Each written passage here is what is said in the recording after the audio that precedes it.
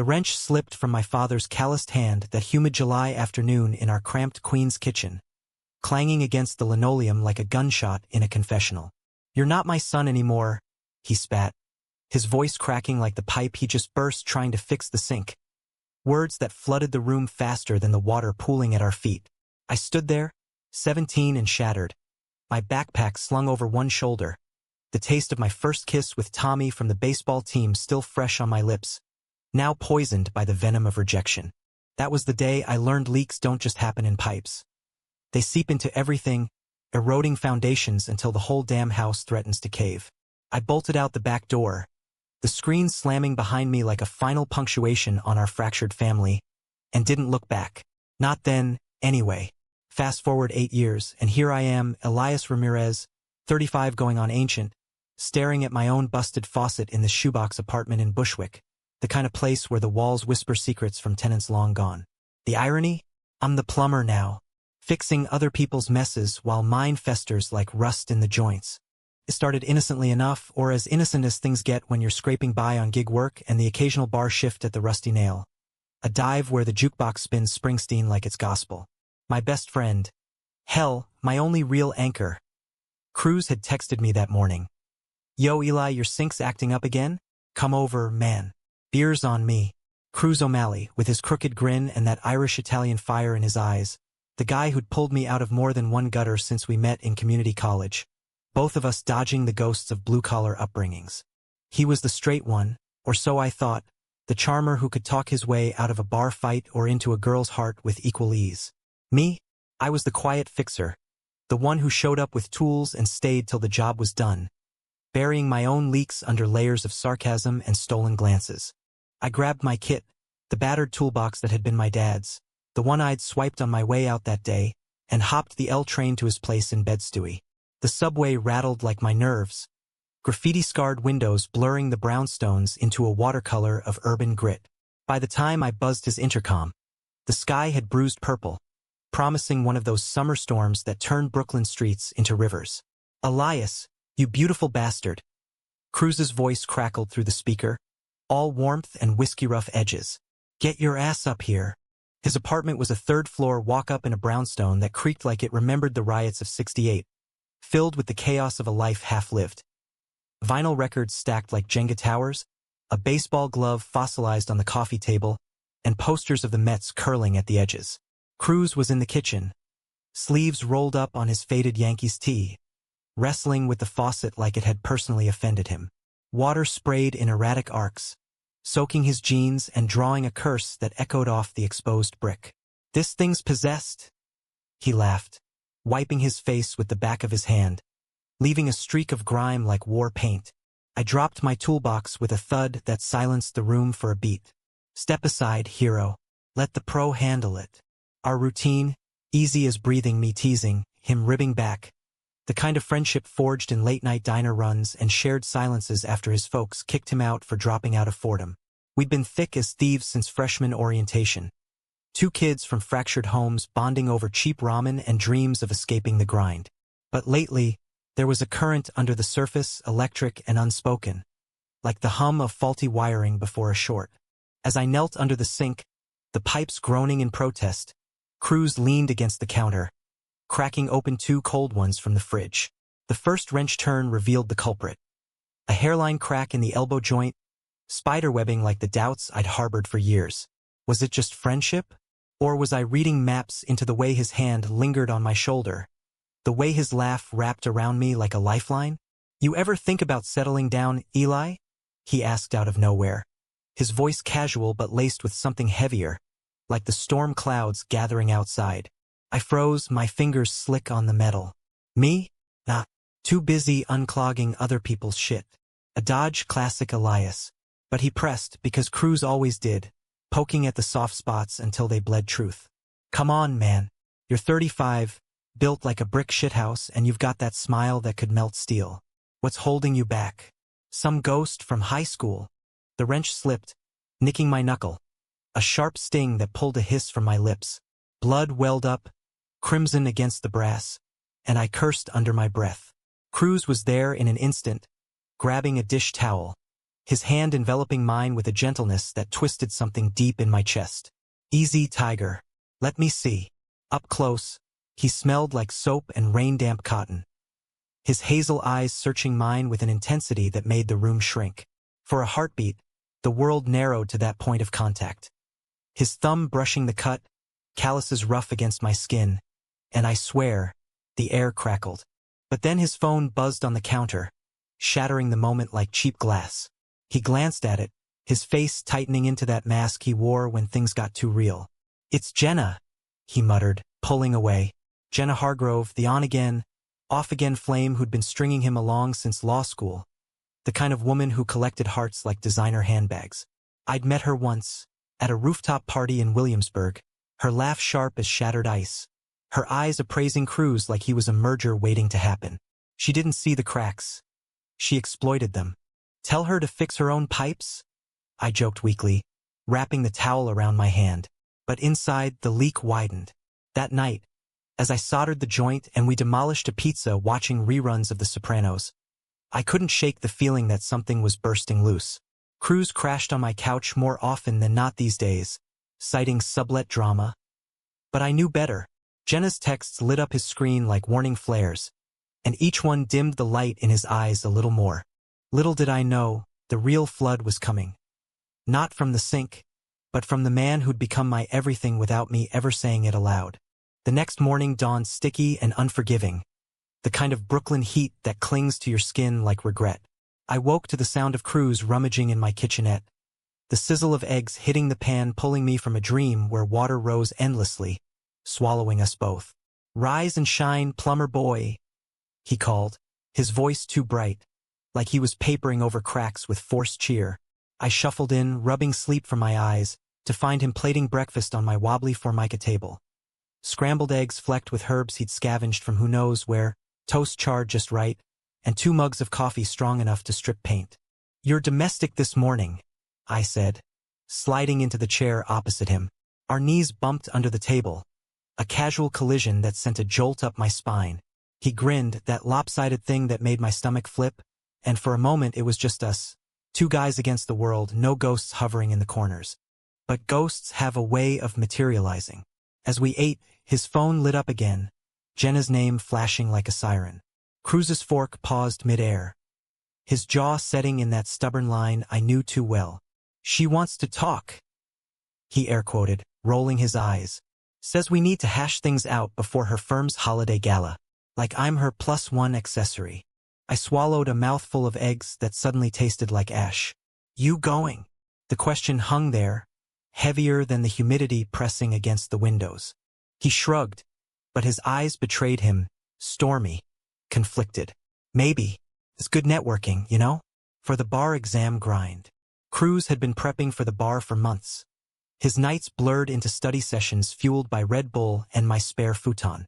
Law was his ticket out, his rebellion against the construction gigs his dad had chained him to. But Jenna?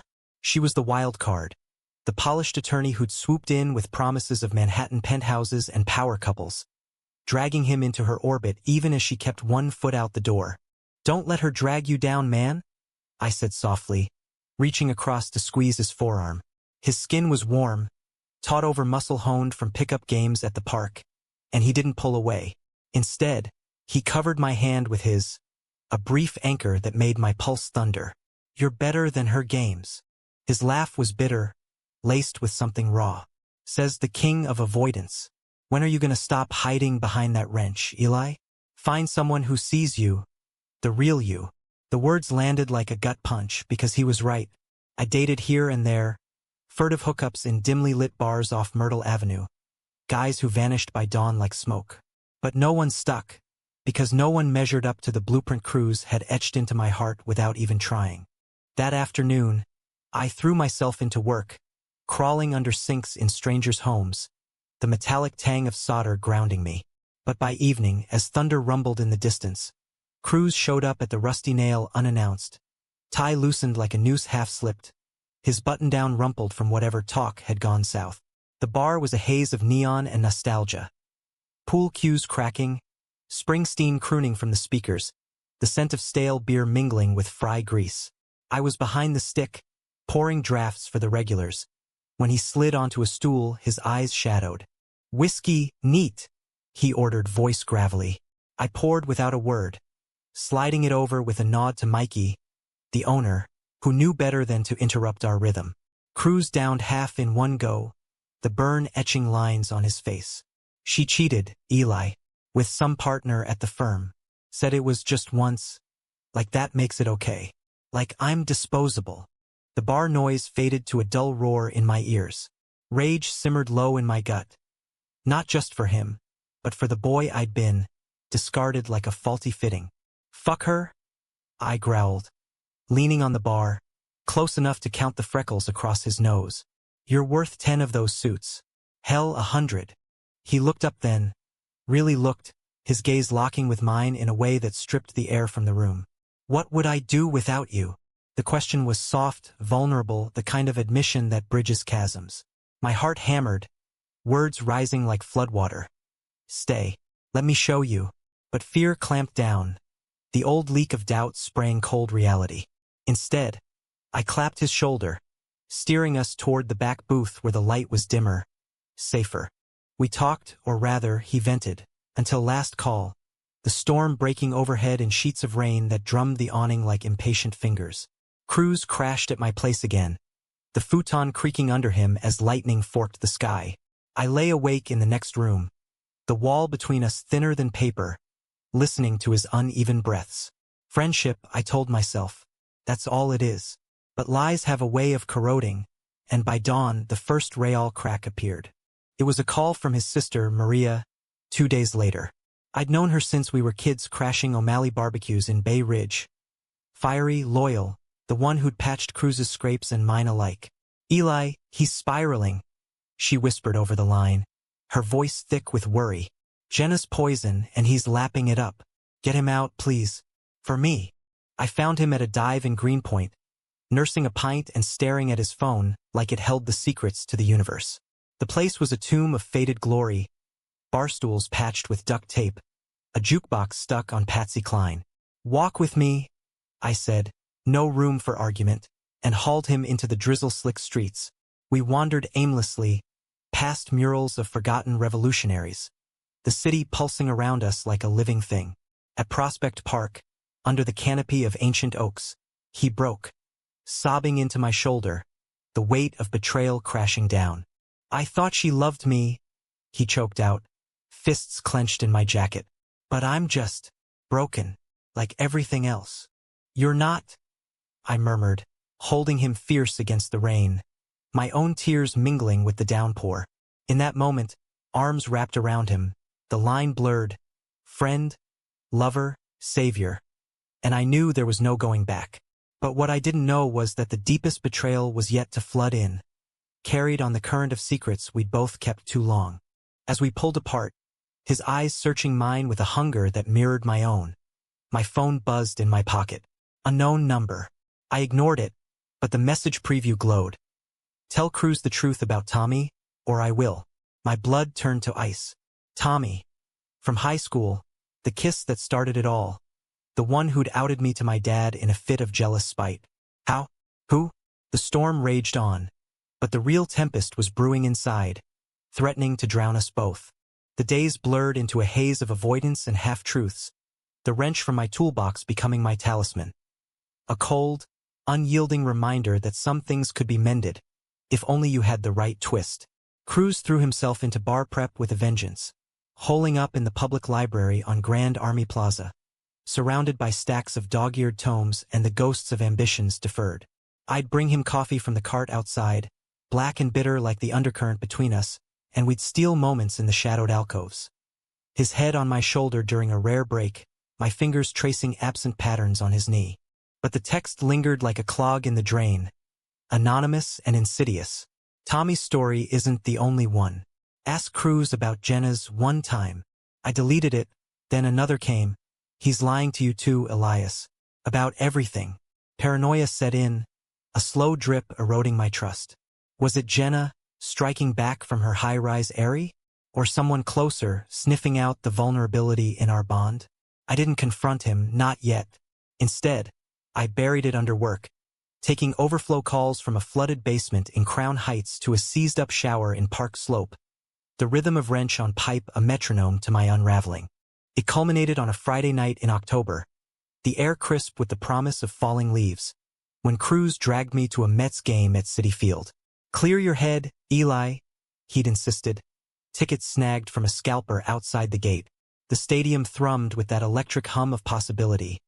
Vendors hawking foam fingers, the crack of bats echoing like thunder, the skyline of Flushing twinkling beyond the outfield. We settled into nosebleeds, beers in hand, the crowd a roaring sea around us. For a while it was magic. Cruz hooped at a home run, his arms slung casual around my shoulders, pulling me close in the crush of celebration. "This is it, man," he yelled over the din, his breath warm against my ear. "Us against the world." My heart swelled, the words I'd longed to hear bubbling up, but then halftime hit, and he vanished for a smoke. Minutes stretched into agony. I scanned the concourse, the knot in my gut tightening like a stripped bolt. I found him in a shadowed tunnel near the restrooms, pressed against the concrete, Jenna's manicured hands fisted in his collar. She was a vision of calculated fury. Tailored coat nipped at the waist, heels that could puncture tires, her blonde bob sleek despite the wind.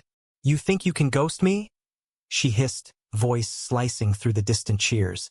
Cruz's face was a mask of defeat, his hands up in surrender. "Jenna, please, it's over. Just let it go." But she didn't. She saw me then, her eyes narrowing to slits. "Ah, the sidekick arrives. Tell your little lapdog here how you begged me back last week. Cruz, how you said you couldn't live without me." The words landed like shrapnel, and I felt the ground tilt. He turned, horror etching his features, mouth opening in a plea that died unspoken. "Eli, it's not." But I was already backing away, the crowd surging around me like a tide pulling me under. Betrayal burned hot, not just hers, but his, the lie of omission, the way he'd leaned on me while keeping one hand in her web. I bolted through the stands, the game a blur of lights and noise, emerging into the parking lot where the storm from weeks ago seemed to echo in my veins.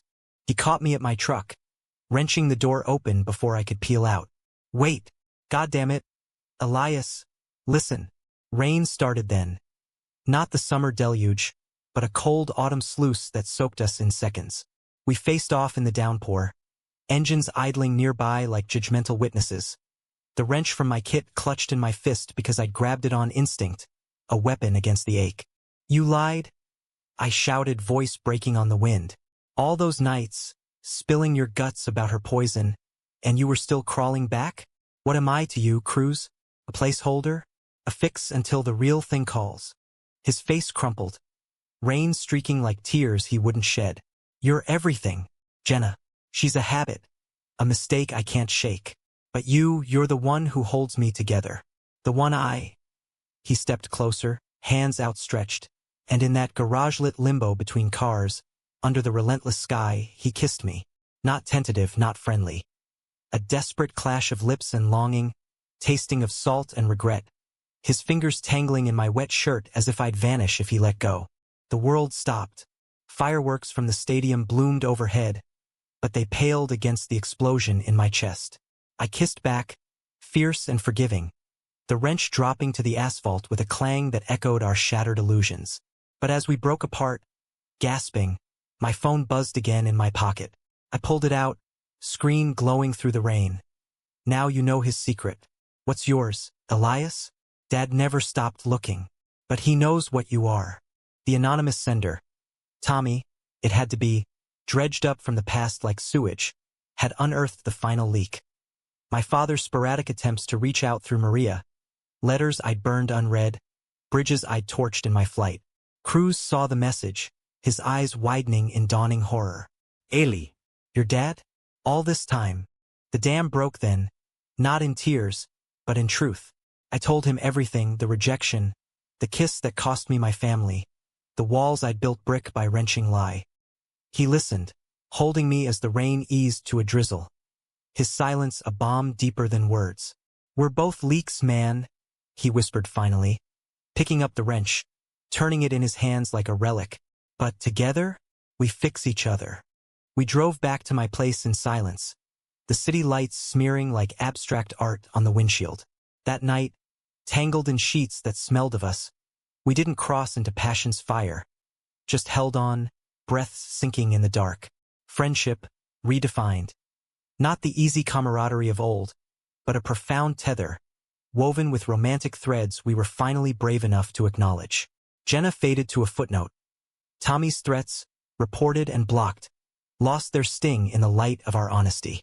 Months later, as snow dusted the stoops of Bushwick, Cruz passed the bar on his second try, toasting with non-alcoholic cheers in our shared apartment. The one we'd leased together, pipes gleaming new under my handiwork.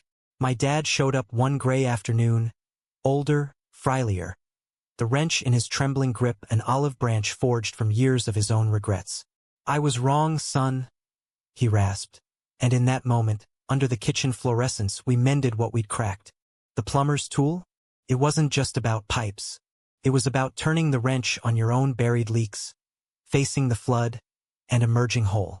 With Cruz beside me, friend, partner, home, I learned that the deepest fixes aren't solitary. They're shared, raw, and utterly human. In the end, that's the real American dream. Not perfection, but persistence, one twist at a time.